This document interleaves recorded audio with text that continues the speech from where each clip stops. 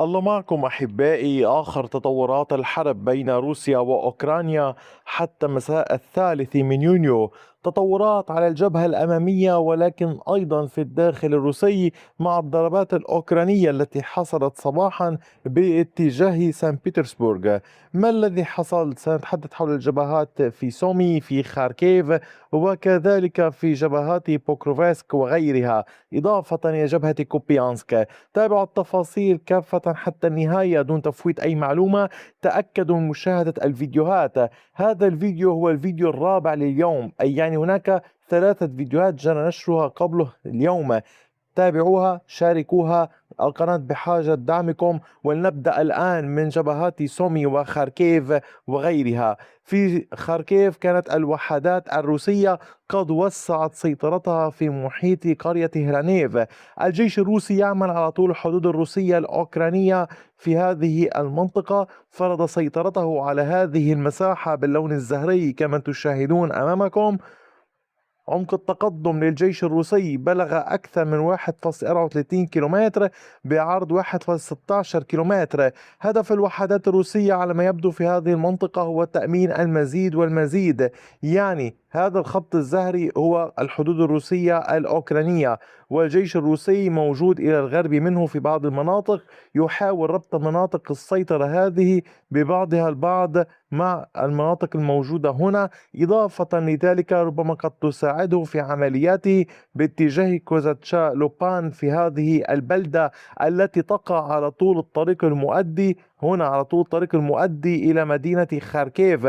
كما تلاحظون هذه هي المدينة. لذلك عدة محاور يتحرك بها الجيش الروسي، عدة محاور موجود بها الجيش الروسي اليوم باتجاه المدينة من هنا ومن هنا وعلى طول الطريق هذا. فهل هناك عمل ما يحضر باتجاه خاركيف؟ هذا السؤال يبقى مفتوح، الوقت سيجيب عنه. في سومي المعركة مستمرة ولكن هناك أي تغييرات، إلا أن المعارك قوية جدا بين الروس والأوكران. لكن في جبهة فولشانسك ضمن مقاطعة خاركيف كان الضغط الروسي كبيرا منذ الأمس، خاصة بعد أن كانت الوحدات الروسية قد استردت السيطرة على سنيرينكوف صباحا. لذلك أقول لكم شاهدوا جميع الفيديوهات دون تخطيها. هذا الضغط أدى إلى أيضا استمرار التقدم الروسي دون تثبيت. ماذا يعني؟ يعني أن القوات الروسية حاليا يوم تخوض معركة قوية في اتجاه فيلتشا، نحو ثلث هذه البلدة منطقة رمادية والباقي تحت السيطرة الأوكرانية في هذا المكان. أيضا سهيلني جزء منها تحول منطقة رمادية بعد أن كانت تحت السيطرة الأوكرانية، ولا تزال العمليات الروسية مستمرة لاستكمال السيطرة على بلدة ليمن. واليوم نحن أمام منطقة رمادية واسعة نتيجة الضغط الروسي من كافة هذه الاتجاهات كما تلاحظون، والمساعي الروسية لاسترداد ما خسروه خلال الهجوم الأوكراني المضاد في هذه المنطقة، والذي كان يهدف إلى العودة إلى مدينة فوفشانسك في هذه المساحة ككل كما تلاحظون. أيضا فيما يتعلق بجبهة كوبيانسك في خاركيف، الجيش الروسي تمكن من التقدم داخل كيفاشاريفكا، مسيطرا على هذه المنطقة هنا أمامكم باللون الزهري كما تلاحظون. عمق التقدم كان أكثر من كيلومتر وأيضا بعرض أكثر من كيلومتر. سيطرت الوحدات الروسية على المنطقة وتحاول إغلاقها، يعني تلاحظون هنا يوجد نار. الجيش الروسي موجود من الجهتين ويحاول إغلاقها حتى يمكن قول تضطر القوات الأوكرانية أو ما تركتهم من مجموعات صغيرة إلى الانسحاب باتجاه نوفوسينوفي أو باتجاه كيفاشاريفكا، فيما الوحدات الروسية تبحث عن توغل إضافي أكثر فأكثر باتجاه كيفاشاريفكا لتسهيل المهمة. فهنا هذه المنطقة السكنية يعني كما تلاحظون الأبنية هنا مرتفعة ضخمة. الوحدات الأوكرانية تتمركز فيها بشكل كبير، وكذلك في المنازل المحيطة بلدات متداخلة تجعل من هذه البلدات خطا دفاعيا لمدينة كوبيانسك من الجهة الجنوبية، كذلك الأمر باتجاه كوبيانسك فيزلوفي كما تلاحظون. أما على صعيد العمليات في اتجاهات أخرى، ففي المنطقة هنا في جبهة كراماتورسك كان الجيش الروسي قد تقدم وأغلق أحد الجيوب. هذه المنطقة على طول الطريق الرئيسي كما تشاهدونها هنا باللون الزهري سيطر عليها الجيش الروسي.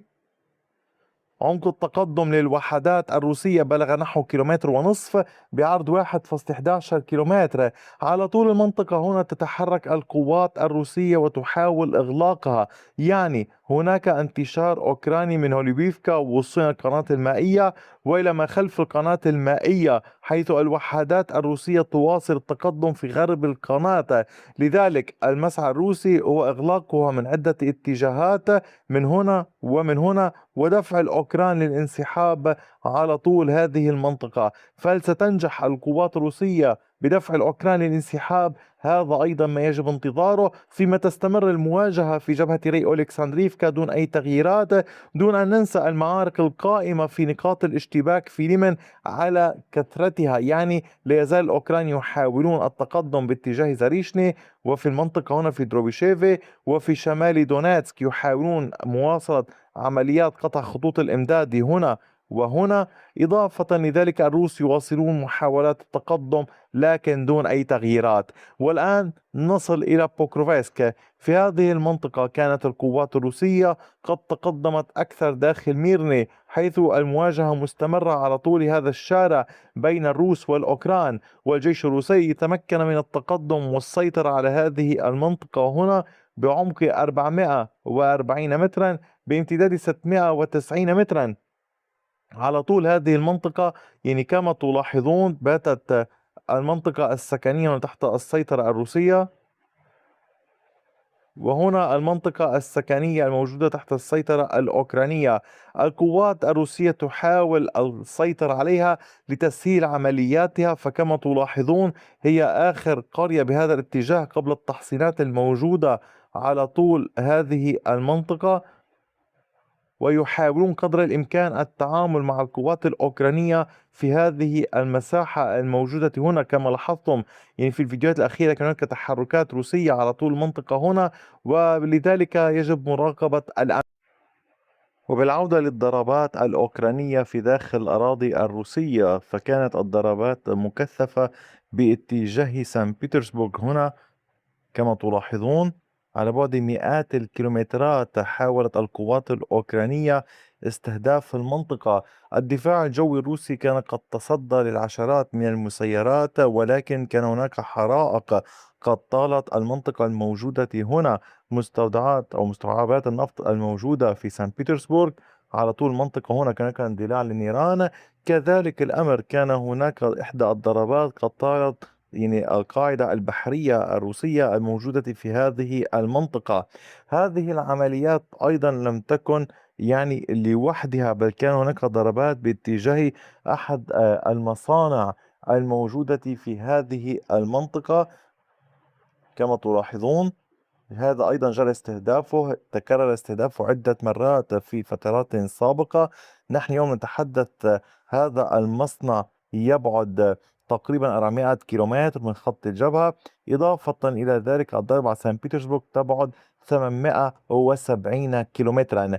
إذا أحبائي كما تلاحظون هذه هي الضربات. أعود وأطلب من حضرتكم مشاهدة جميع الفيديوهات التي تقدمها القناة لتستفيدوا منها وتشاركوها ليستفيد الآخرون، وأشدد على ضرورة دعم القناة لتستمر وتنتشر أكثر. وشكرا على وقتكم الثمين، وإلى اللقاء بفيديو آخر.